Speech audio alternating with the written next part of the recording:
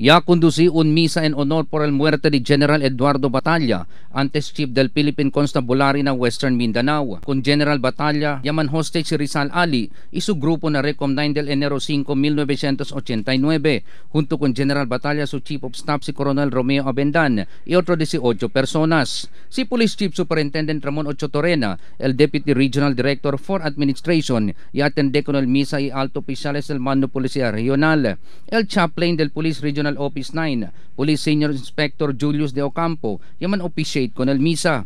Acabar el misa y a segunda el wreath laying ceremony, onde pone flores na rebulto de General Batalla. Y dale también gun salute.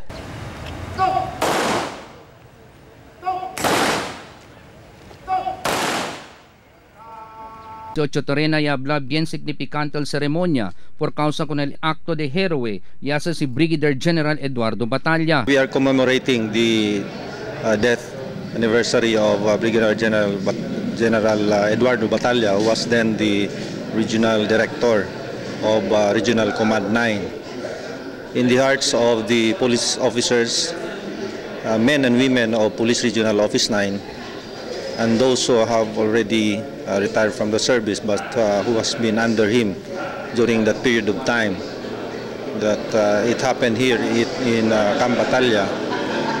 It is the heroic act, the good deeds that he has done, the supreme sacrifice that he has given on that particular day remain in the hearts and minds of the people of Zamboanga Peninsula. El muerte de Batalla y Abendan y sirvi como inspirasyon ng mga pulis. The acts of these two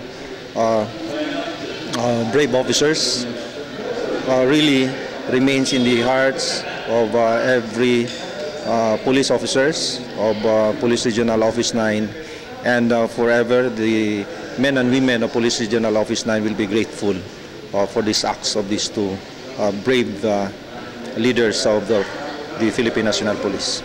Tiene también conducir sa parao seremonya por el conmemoración con el muerte de Coronel Abendan na petsa 15 de enero na Campo Abendan na headquarters del Mando Policia Regional na Barangay de Mercedes. Gilbert Manuel, Dateline, Zamboanga.